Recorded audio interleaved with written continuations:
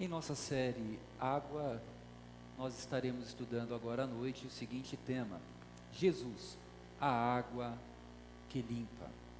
E o texto que tem sido base para nós estudarmos essa temática sobre a série Água encontra-se no Evangelho de João, capítulo 4.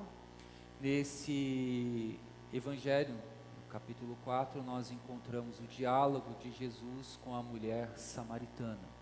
E eu quero ler com você o versículo 13 e 14, e a partir desse versículo nós iremos estudar essa temática de hoje: Jesus, a água que limpa. Jesus respondeu: quem beber desta água terá sede outra vez, mas quem beber da água que eu lhe der, nunca mais terá sede. Pelo contrário, a água que eu lhe der se tornará nele uma fonte de água a jorrar para a vida eterna. Essa é uma palavra bendita para nós. Essa é a palavra de Deus para nós acreditarmos que Jesus tem uma proposta muito melhor para a nossa vida nesse tempo presente. A partir desse texto, eu quero pensar na seguinte afirmação e, com base nela, desenvolver o que nós entendemos sobre a necessidade do homem estar se limpando. Vivemos numa época em que o homem tornou-se o centro de sua verdade. A imagem refletida no espelho tornou-se o seu Deus. O seu estômago, o seu objeto de culto. E as suas mentiras, a base de seus relacionamentos. Ao olhar para essa verdade do homem em nossos dias, quero dizer que os homens, a humanidade, o homem não quer se limpar dos seus pecados. O homem sem Deus não quer se limpar dos seus pecados, não quer se purificar. Ele criou a sua verdade. O homem tem se iludido com as suas mentiras, com uma roupagem de verdade. Ele apenas busca saciar o seu desejo voraz por sucesso, dinheiro, fama e prestígio. Ele é o centro de tudo. O homem sem Deus não quer ter um compromisso com Deus. Logo, falar que Jesus é a água que limpa o homem, é entender que o homem que não tem os seus olhos, a sua mente aberta pelo poder do Espírito Santo de Deus, não irá aceitar essa verdade em sua vida.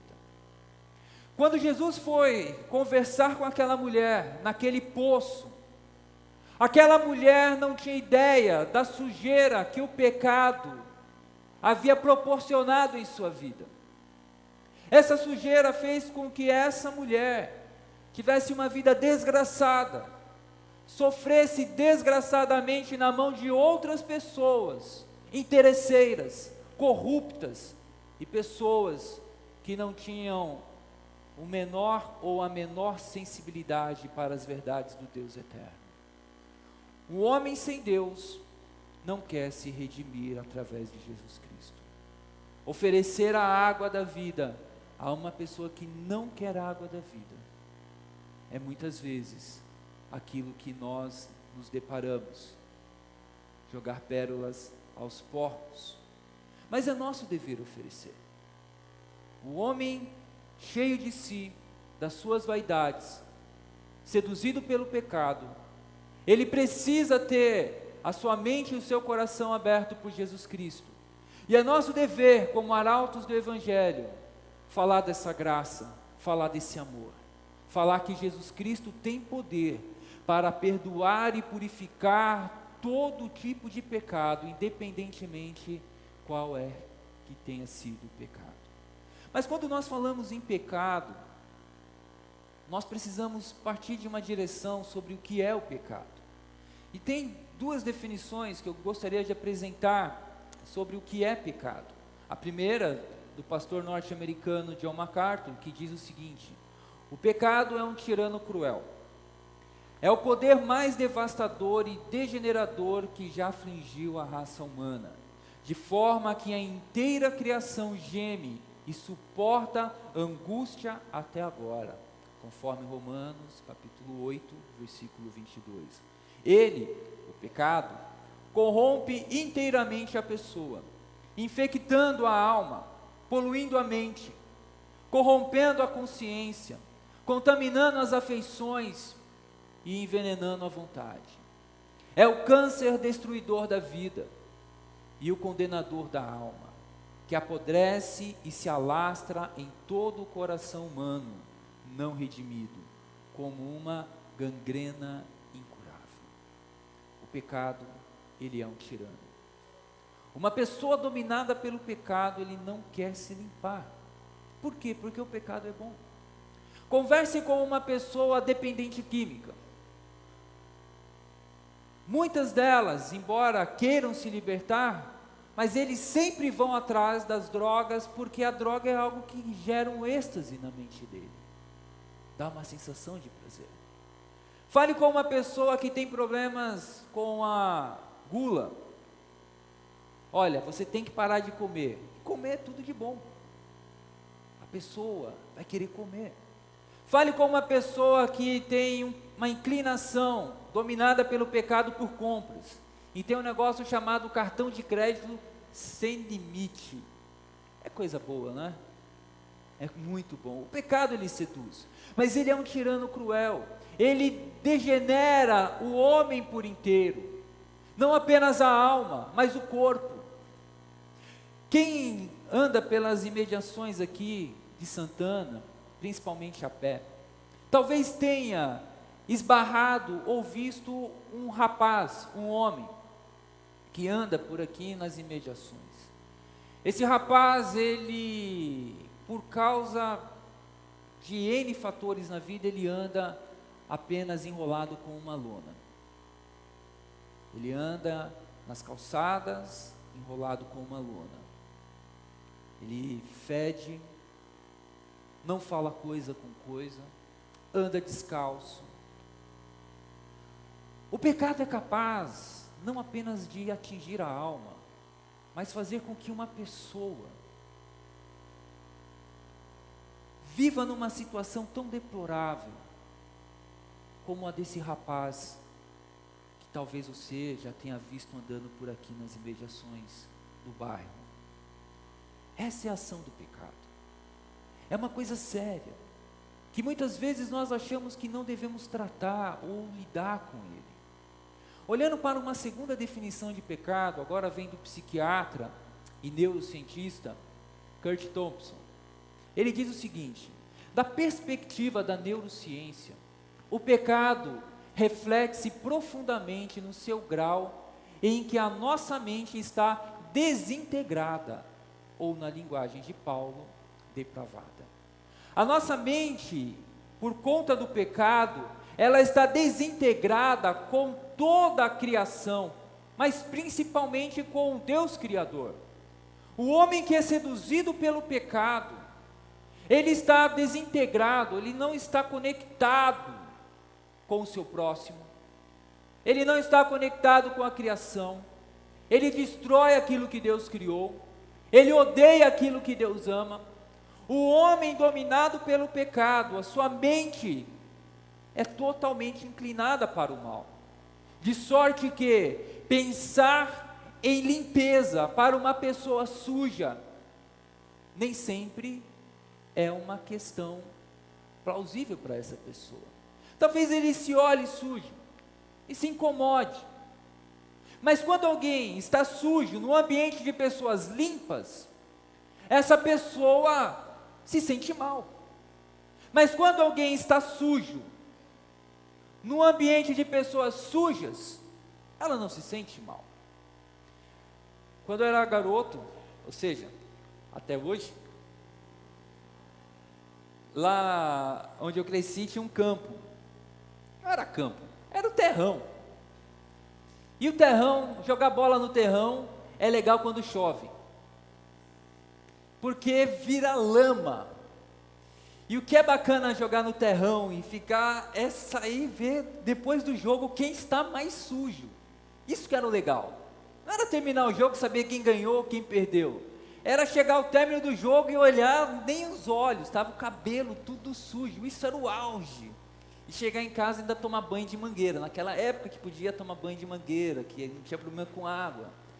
Mas quando você estava sujo, ao lado de 11 colegas do seu time sujo, você se sentia feliz. E quando chegava alguém limpinho, qual era o esforço dos 11 que estavam sujos? Adivinham? Deixar ele limpo, né? Nada, era sujar, era pegar ele, jogar no chão, sujar e fazer isso a festa. O pecado, meus irmãos, numa esfera de pessoas sujas, com a mente, o coração, ele não se sente incomodado, porque ele está rodeado de outras pessoas sujas e contaminadas.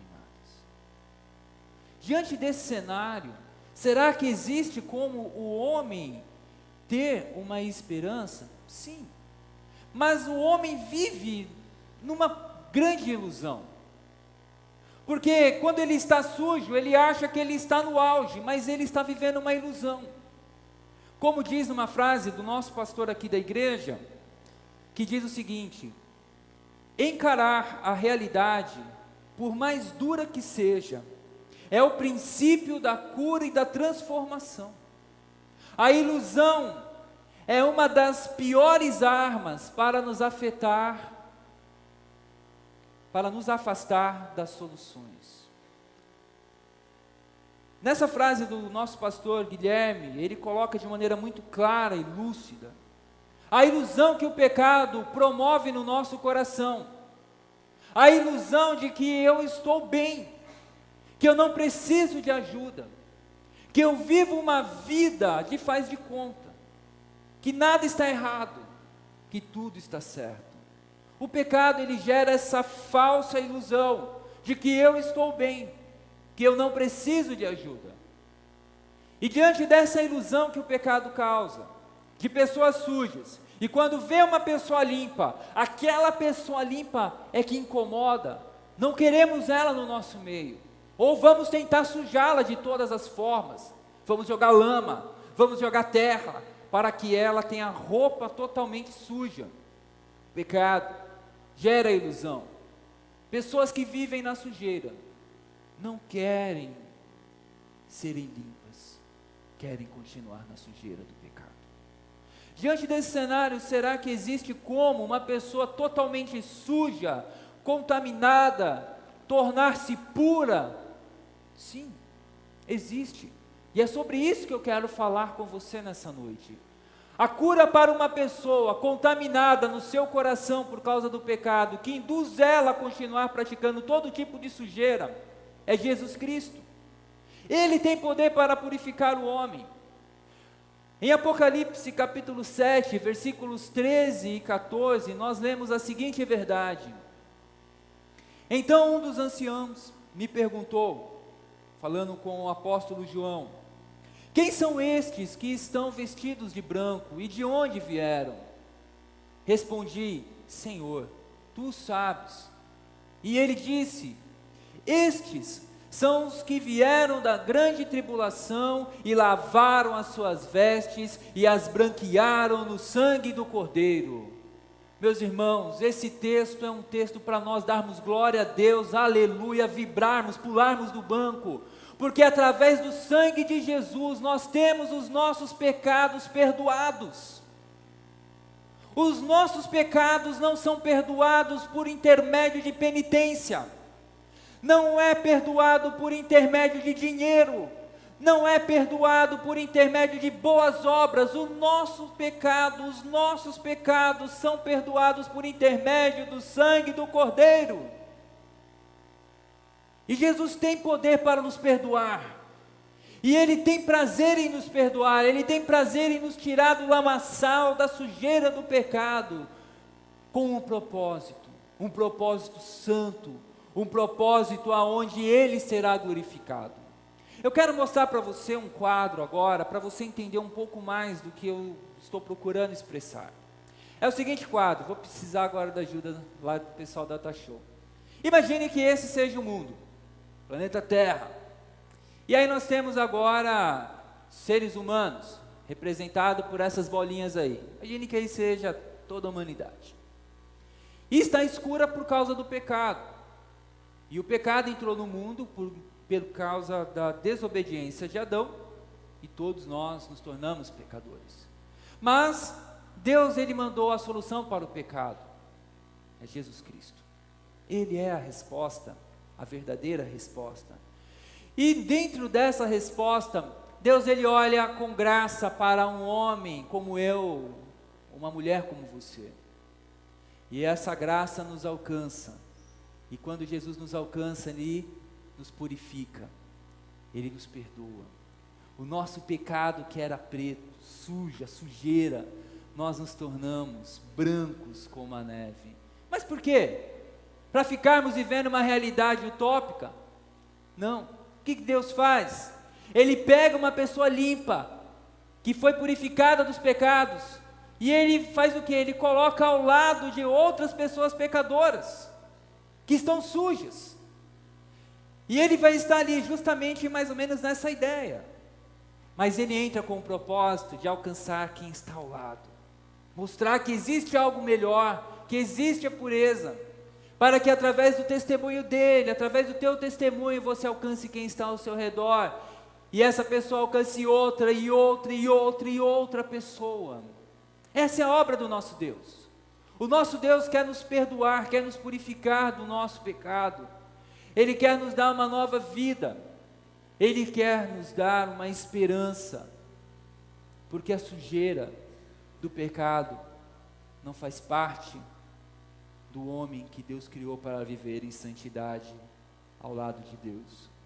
Mas Deus nos perdoou, Deus nos limpou, agora somos limpos, lavados, redimidos por esse sangue precioso de Jesus Cristo.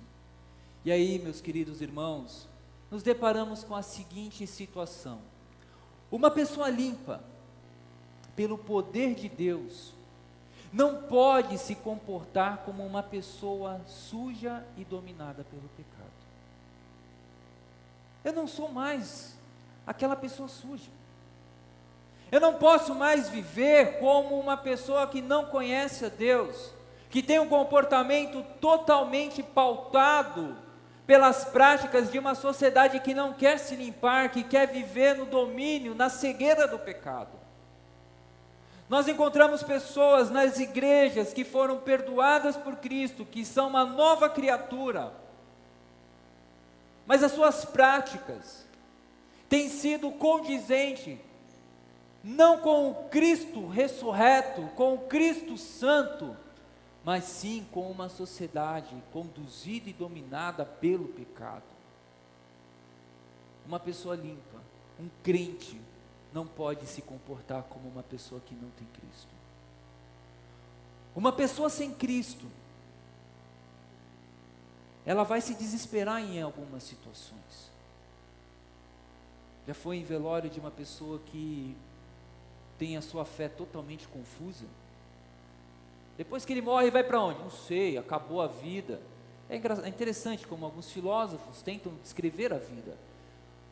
O que acontece com a vida?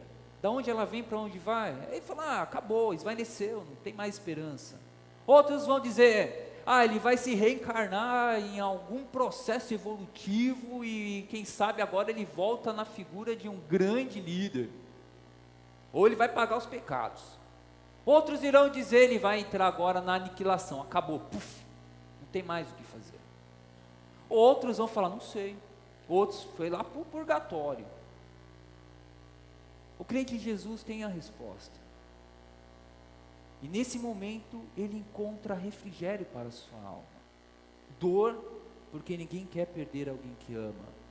Mas nesse momento, o cristão tem um comportamento diferenciado de uma pessoa que não tem Cristo. Assim com relação às dinâmicas da vida. Um filho rebelde, um casamento que está passando por crise, um desemprego, ou qualquer outra coisa. Uma pessoa sem Deus, ele vai ter um comportamento de desespero, vai tentar arrumar um jeitinho para resolver os seus problemas. Mas o servo de Deus, ele vai continuar confiando no Deus que diz que Ele vai colocar o pão nosso de cada dia sobre a nossa mesa. E quando Ele não colocar o pão, ainda assim eu louvarei, porque a minha fé não está baseada no pão, está baseada no meu Senhor, Jesus Cristo, que morreu e ressuscitou por mim. Meus irmãos, não é certo um cristão que se diz filho da luz se comportar como filho das trevas, em todos os ambientes. É triste quando nós encontramos homens e mulheres que se dizem servos de Deus, se comportando como uma pessoa suja, como uma pessoa que não ama a Deus verdadeiramente. A W. Tozer, pastor, ele diz o seguinte: todo cristão se tornará, afinal, o que os seus desejos fizeram dele. Somos todos a soma total das nossas fomes. Eu achei essa frase muito interessante.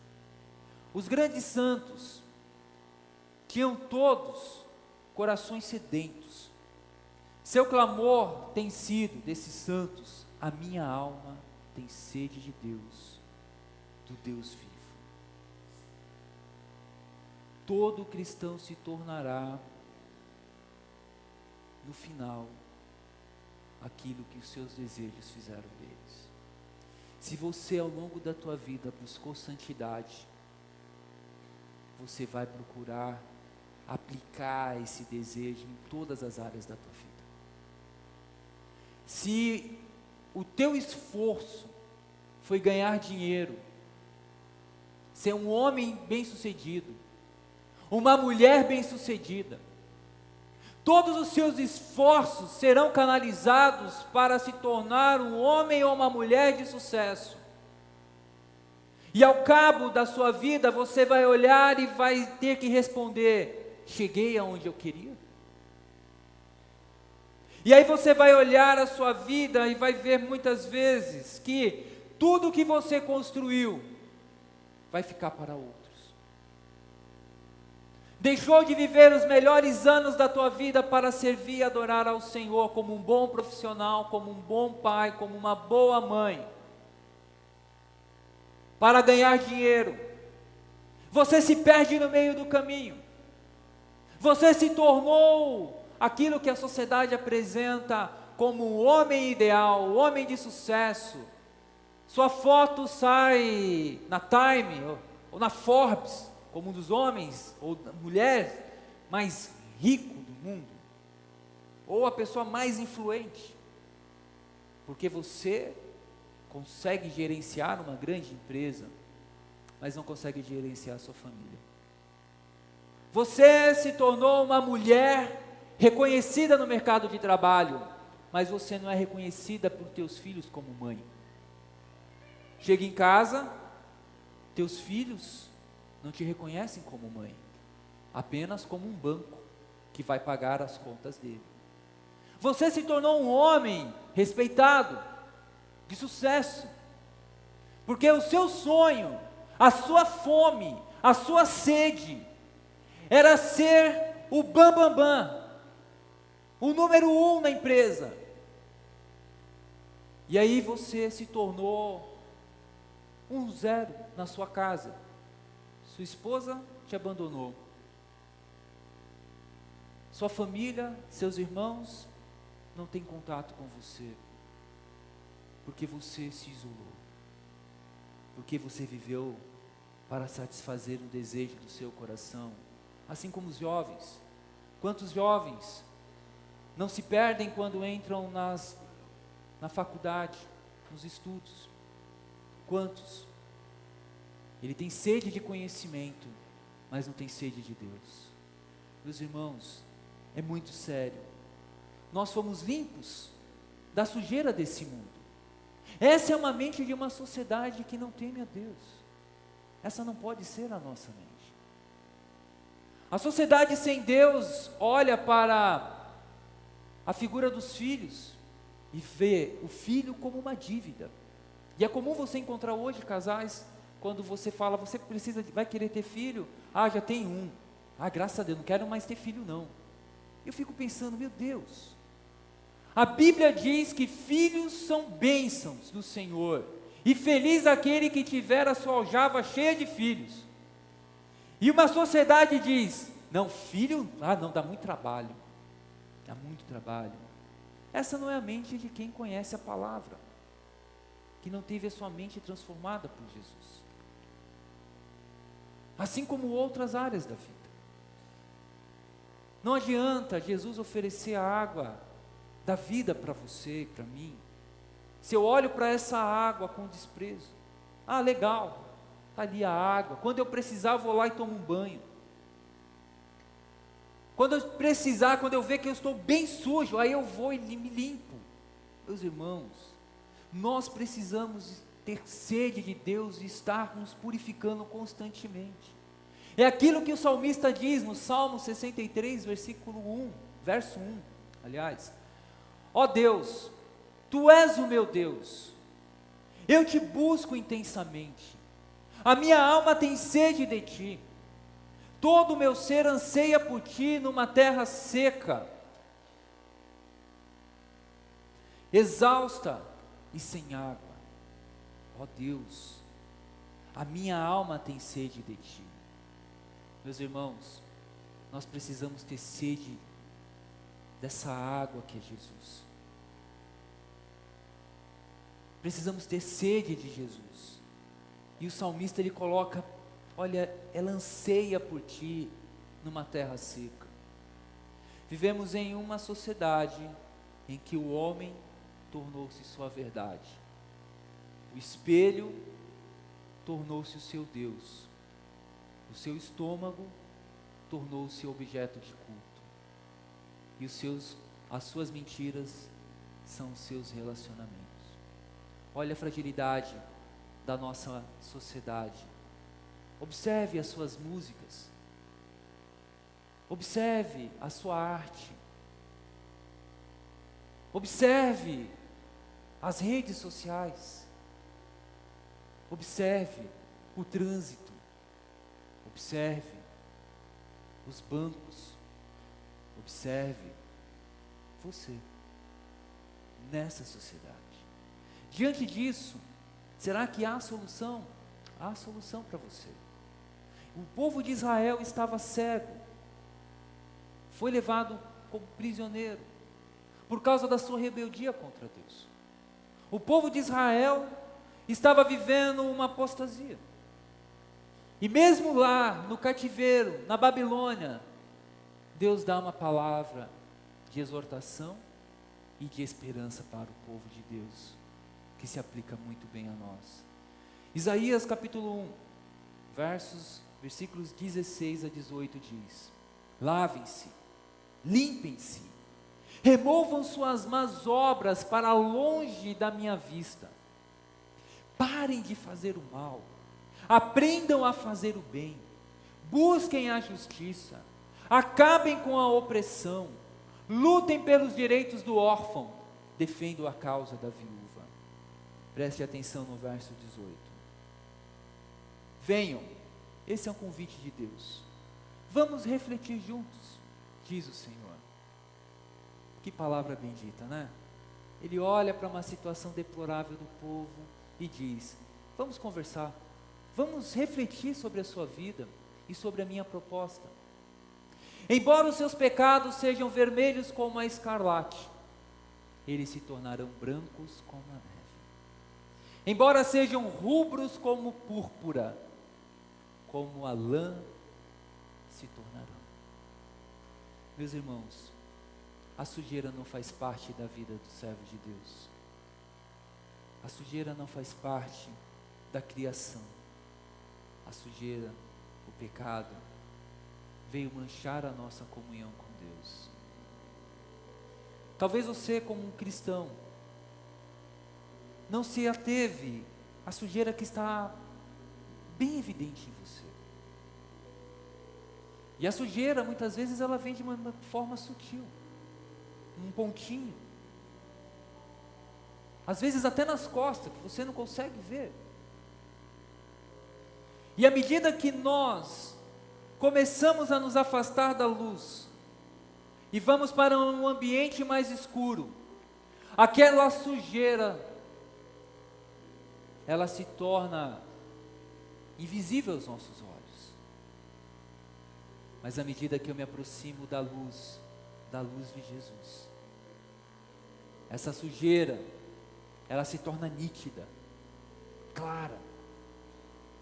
E se eu tenho um pecado ou algo, uma sujeirinha que eu não percebi, e aí o exemplo está nas minhas costas, você que está perto de mim pode ver, olha, tem algo errado aqui, vamos limpar. Não permita que essa sujeira continue em você.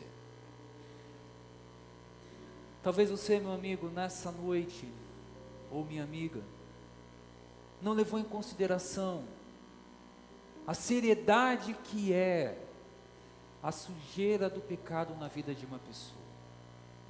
Lembra do exemplo que eu dei daquele rapaz que anda envolto a lonas, sujo? Pois é, os meus olhos, os meus sentidos conseguem perceber, porque eu estou limpo. Mas se eu estivesse sujo como ele, eu não iria perceber. Nós só temos consciência que somos pecadores quando nós olhamos para Jesus, porque Ele é a verdade, Ele é a vida e Ele é o caminho. Não se conforme com a sujeira do pecado. E diante de tudo isso, eu quero convidar você a pensar sobre a sua vida. Pensar nessa proposta que o nosso Deus deu ao povo de Israel. Embora o seu pecado seja vermelho como a escarlate, Deus pode torná-lo branco como a neve. Que tal refletir e ponderar sobre essa proposta de Deus para a tua vida nessa noite? Você quer um tempinho para pensar, orar? Tem agora seu tempo. E depois nós iremos orar juntos. Afinal, queremos viver em santidade, limpos diante desse Deus Santo. Converse com Deus, fale com Ele.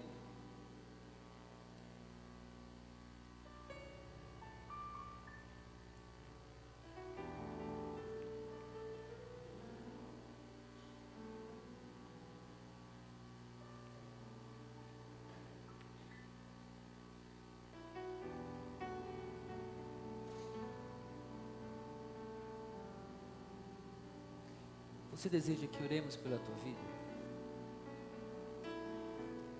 Eu não sei qual é a tua decisão, mas deixe-me propor para você, que tal hoje você dizer: Jesus, limpa-me, limpa meu coração, o ódio, o rancor, o medo, a inveja. Pai, como uma água corrente, como um jato de água forte, tira essa crosta dentro de mim. Você gostaria de orar junto conosco nessa noite? Aonde você está? Se você quiser ficar em pé, fiquem à vontade. Iremos orar. Deus sabe o teu coração. Oremos. Senhor Jesus, somente o Senhor tem poder para tirar essa crosta que o pecado causou em nosso coração. Essa insensibilidade ao Senhor, a nós e ao nosso próximo e a tudo aquilo que o Senhor criou. Por isso eu te peço, meu Pai, no nome de Jesus, que o Senhor venha nos lavar, ó Pai, pelo poder que existe no nome de Jesus Cristo.